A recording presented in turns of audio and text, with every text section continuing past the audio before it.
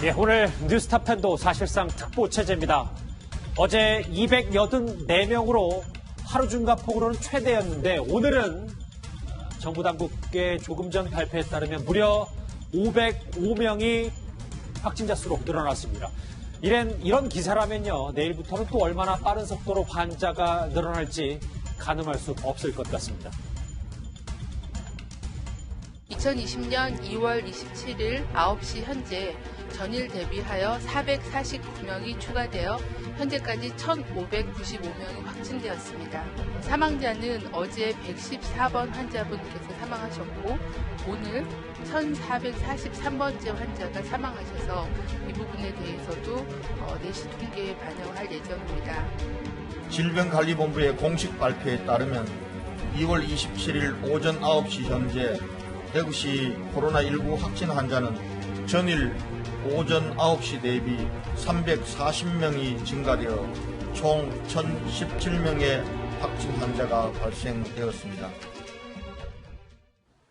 먼저 오늘의 코로나 화면부터 한번 만나보겠습니다. 사망자 13명, 확진자 1,766명.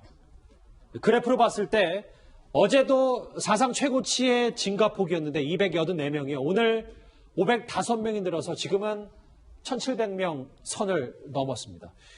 하나하나 짚어볼 텐데 먼저 신 교수님. 예. 왜 이렇게 또 갑자기 가파라진 건지, 확산세가 왜 이렇게 빠른 겁니까? 예, 마음은 착잡하지만 예상했던 바이긴 합니다. 아하. 지난주부터 대구 경북 지역사회 유행을 인정을 하고 우리가 전수조사를 하고 있지 않습니까? 예. 그런 만큼 신천지 교민 그리고 대구 경북 지역에 감기 증상 있는 사람들 중심으로 해서 지금 검사 건수가 많이 늘어났습니다. 그래서 예. 하루에 1만 건 이상, 지금 검사 진행 중인 것만 해도 2만 5천 건이라고 합니다. 검사를 많이 하면 확진이 될 가능성이 높고요. 아하. 그만큼 이 코로나19의 전파력이 강하다는 이야기, 반증일 것입니다. 예, 신현 교수님. 그런데 예. 말씀처럼 글쎄요, 예상을 했지만 숫자가 늘어나면 당연히 겁이 날 수밖에 없잖아요. 그래서 혹시 이렇게 갑자기 어제보다도 오늘 2배 가까이 확진자 수가 늘어난 게 저희 정부 당국이 가장 중심으로 하는 TK 방어선, 그러니까 대구 경북 지역의 방어선이 뚫린 건 아니냐, 이런 관측까지 있거든요. 동일하십니까? 아직까지 그렇게 단언할 수는 없습니다. 실제로 지금 대구 경북 지역에 그 수많은 바이러스 유포자들이 있을 거고요. 당연히 전파된 시점과 확진되는 시점에는 차이가 있을 건데요. 예. 전파된 사람들을 지금 따라가면서 계속 확인을 하고 있는 작업이지 않습니까? 그렇기 때문에 저 증가세가 언제 꺾일지는 모르겠지만 당분간은 계속 증가한다는 건 충분히 예측 가능한 상황이고요. 예. 그렇기 때문에 빠르게 진단해서 빠르게 치료와 격리를 하는 게 지금으로서는 관건이고요. 이런 것들이 언제 방어선이 충분히 잡힐지에 대해서는요, 다음 주까지 좀 지켜봐야 된다고 말씀드리겠습니다. 다음 주라는 건 원래 정부 당국이 이번 주나 최소 열흘이 최대 고비라고 했는데 좀 더 늘어나서 다음 주까지 좀 봐야 된다는 말씀이시죠? 우리가 잠복기는 보통 14일로 생각을 하기 때문에요. 지난주에 31번 환자 발생하면서 신천지 교민 중심으로 많이 이게 전파가 됐다는 것을 판단했습니다. 그만큼 우리가 모르는 노출자들이 많다는 거고요. 예. 지난주 시점으로 해서 잠복기 14일 동안에 증상이 발생하는 사람들 중심으로 검사를 하고 있기 때문에 이번 주, 다음 주 아주 중요한 시기라고 말씀드리겠습니다. 그러니까 신 교수님 말씀은 화면 같이 보시면 31번 환자로 촉발된 이 유행 조짐이 18일부터 시작됐으니까 앞으로 2주간은 이 그래프가 가파라지는 건 어느 정도 감소해야 된다는 말씀이시군요. 그렇죠. 알겠습니다. 이렇게 지금 코로나의 기세가 들으셨던 것처럼 하루 사이에 또 505명이 늘어났기 때문에 기세가 참 무섭습니다.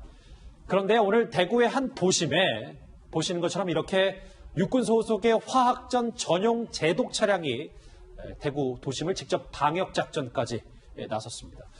이도훈 의원님, 네. 글쎄요, 이 군까지 투입해서 일부 언론 보도에는 전시 상황에 준하는 지금 조치들 아니냐 했는데 이 군용 트럭이 언제 어떻게 적재적소에 필요한지 이게 좀 궁금합니다. 그러니까 중국도 지난달에 이제 확진자가 급증을 하니까 군을 투입하게 됐죠. 군은 그 화생방전에 늘 대비하고 있고 현대전에서 그 바이러스전, 세균전도 중요한 그 전쟁의 영역이기 때문에 이 부분에 대해서 상당히 준비된 측면이 있습니다. 그리고 예. 군 내부에 지금 그 확진자가 한 25명 정도니까 물론 이것도 주의는 해야 되겠지만 아직 그 군으로서는 여유가 있기 때문에 그러니까 도우러 나온 거고 대구 경북 지역을 관할하는 우리 군부대가 54단입니다. 예. 54단이 이제 투입을 하게 됐는데, 이른바 지금 대구에서 특별 재난 지역이면 어떻게 보면 지금 국가 전체적으로 약간 비상 상황이라고 볼 수 있지 그럼요. 않습니까? 그래서 군이 도움을 나온 것 같고, 보도에 따르면 한 1,200명 정도 이제 각종 장병들이 투입이 됐는데, 사실은 인력도 인력이지만 지금 병상도 굉장히 모자라지 않습니까? 맞아요. 그래서 지금 일반 병원에서 수용할 수 없는 시설들, 이런 거를 이제 상황을 봐서 군의관이나 군 병상 시설도 추가로 투입될 가능성이 있겠습니다. 군도 말씀처럼 비상입니다. 그래서 오늘 54단의 목소리, 오늘 방역에 나선 그 목소리부터 한번 만나보겠습니다. 부대는 코로나19 발생에 따라서 정부 조치와 병행하여 부대 자체적으로 최선의 노력을 다하고 있습니다. 특히 우리 54단은 대구, 경북의 안전을 책임지는 지역방위 사단으로서 장병들의 안전이 보장된 가운데 지역 주민들의 안전을 위하여 코로나19가 안정될 때까지 최선의 노력을 다해서 지원할 것입니다. 예, 대구 시민 여러분들 혹시나 이 화생방 제독 차량 2.5톤의 군용 트럭이 지나가면 놀라지 마시고 전시 상황에 준하는 어떤 방역 대책이기 때문에 한번 유념하셨으면 좋겠습니다. 그런데 신 교수님, 이제부터 얘기할 부분도 이거예요. 그러니까 지금 아까 1,766명의 확진자가 나왔고 오늘 사망자가 또 추가로 나와서 13번째 사망자가 나왔는데 제가 이 보도를 접해보니까 안타깝게도 이번 대기 중에 숨을 거뒀다는 거예요. 예, 그렇죠. 지금 대구 경북 지역에서 워낙에 확진자가 많이 나오다 보니까 예. 이런 의료 자원의 한계 때문에 곧바로 입원 치료가 불가능한 겁니다. 그런 면에서 대기를 했던 건데요. 74세 남성이었고요. 신천지 전수조사의 대상자였습니다. 예. 환자분이 22일부터 발열과 기침이 있었는데 25일에 확진을 받고 27일에 호흡곤란을 보이면서 악화된 채로 사망이 되신 겁니다. 네. 그 사이 이번 대기 동안에는 그 직원들의 하루 2차례 모니터링을 받으면서 지켜봤다는 거죠.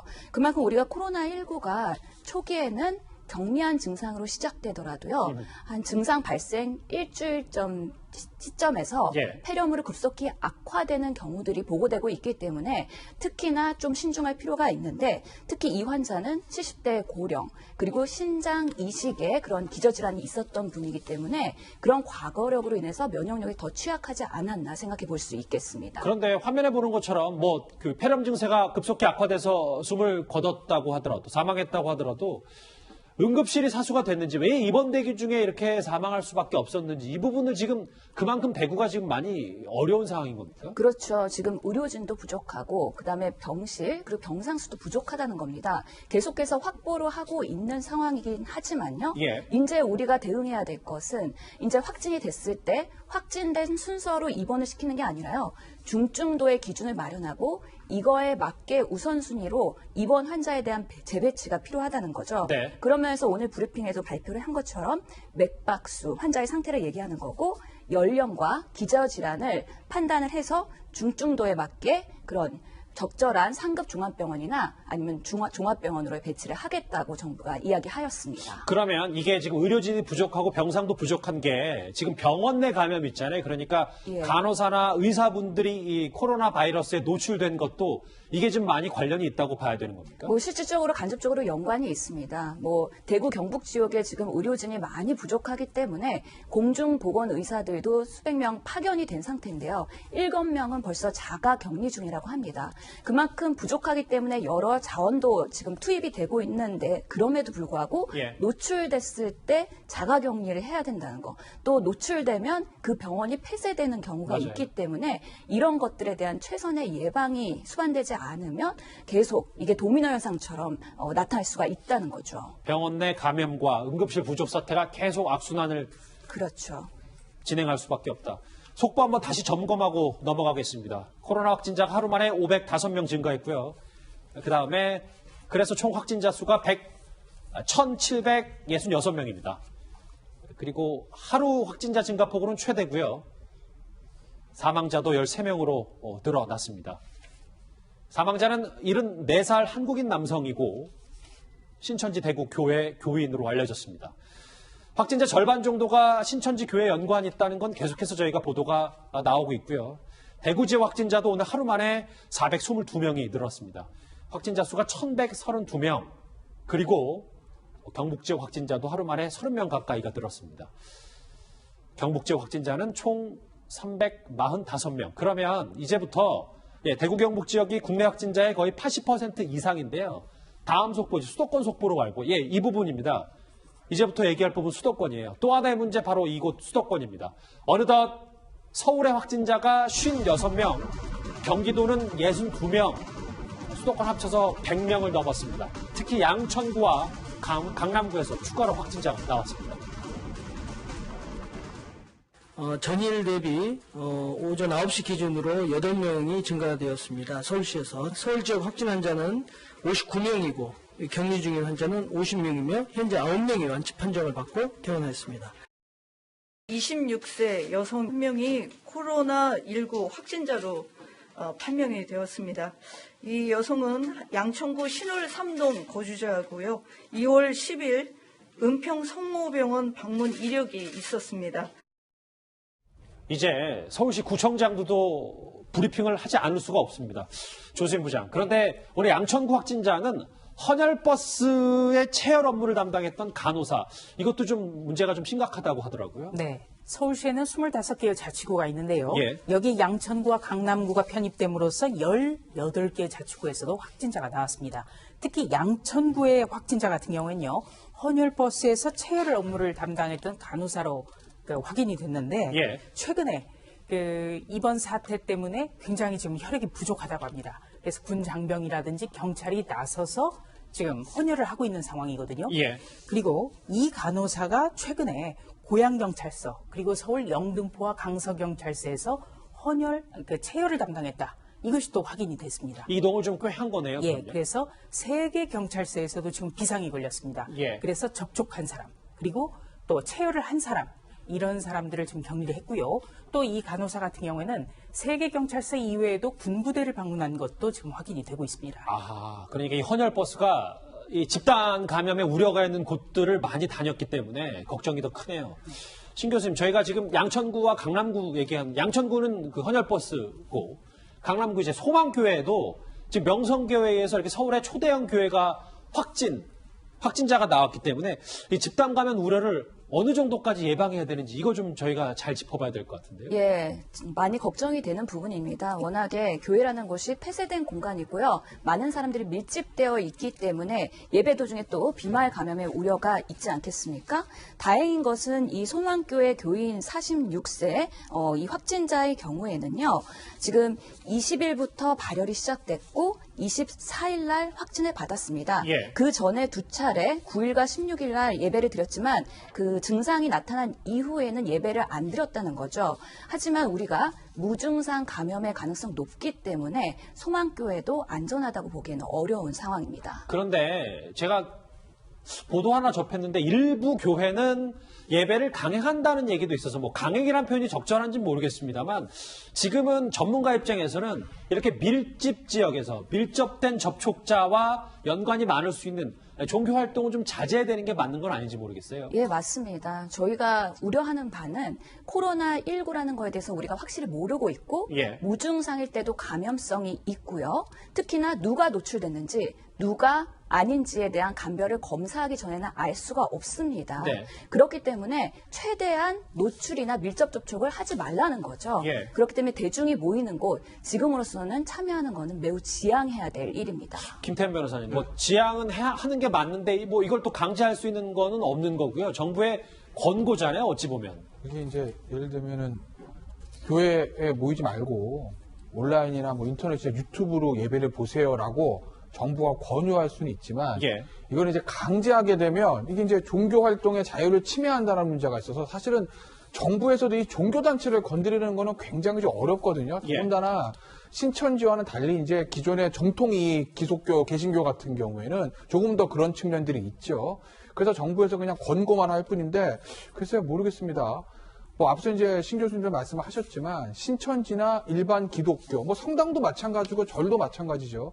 이 종교 활동이라는 게 폐쇄된 공간에서 몇 시간 동안 또 그냥 가만히 있는 게 아니라 기도를 하고 찬양송가를 부르고 찬불가를 부르면서 비말 감염의 가능성은 높은 건 아니겠습니까? 네. 그런 점에서 보면 신천지나 다른 어떤 종교단체라 감염의 가능성이 높다라는 측면에서는 크게 다를 것이 없는 거죠. 그렇다고 보면 대형 교회뿐만 아니라 뭐 성당 미사를 중단했습니다만은 대형 종교 단체에서 조금 정부의 시책에 협력하는 조금 적극적인 자세가 필요하지 않을까 저는 이렇게 봅니다. 그러니까 워낙 비상 상황이기 때문에 여러 곳에서 좀 많은 목소리가 나오고 있어요. 신 교수님 저하고 화면 같이 보실게요. 예. 지금 서울 얘기하면 이곳을 빼놓을 수가 없어요. 은평성모병원 뭐 2, 3일 전에 서울에 계신 분들은 이 알림 문자 다 긴급 상황 재난 문자 받으셨을 텐데 그런데 지금 접촉자 대상에서 여러 명이 누락됐다는 얘기도 나와서 이렇게 되면은 은평성병원이 제2의 청도 대남병원 되는 거 아닌지라는 걱정까지 나오고 있거든요. 예, 뭐 그래도 크게 대남병원과 비교했을 때는요 상황이 조금은 낫다고 판단되는 게 예. 물론 대남병원보다 규모가 크기 때문에 그런 접촉자나 아니면 확산세가 있을 수는 있습니다. 그렇지만 대남병원은 정신과 폐쇄 병동에서 오랫동안 노출된 상황에서 그런 면역력 취약한 정신과 기저질환 환자들이 악화돼서 사망으로 이르게 된 거고요. 네. 은평성모병원은 그나마 침상의 거리나 감염 관리가 잘 돼 있는 병원이기 때문에 우리가 생각하는 대남병원처럼 그렇게 악화되는 상태에서가 아니라 조기 발견해서 경증으로 치료받는다면 또 예후는 좋을 거기 때문에요. 지금으로서는 접촉자를 잘 찾아서 빠르게 조치하는 역학조사가 매우 중요할 것 같습니다. 그러니까 관리 밖에 있는 접촉자가 누락이 됐는데 그 예. 부분만 유념한다면 조금 더 그 관리에는 그렇게 어려움이 없을 수 있다 이런 말씀이신가요? 예, 그렇죠. 지금 선제적으로 폐쇄를 했기 때문에요. 그거에 대한 적절한 조치를 추후에 하면 될 것으로 보입니다. 알겠습니다. 오늘만 확진자 수가 505명 늘었고요. 지금 보시는 것처럼 서울도 56명의 확진자가 최종적으로 나왔습니다. 서울은 이제 총 지금까지 56명, 경기도도 60명을 넘었는데요. 수도권도 대학 확산 기로에 놓여 있습니다.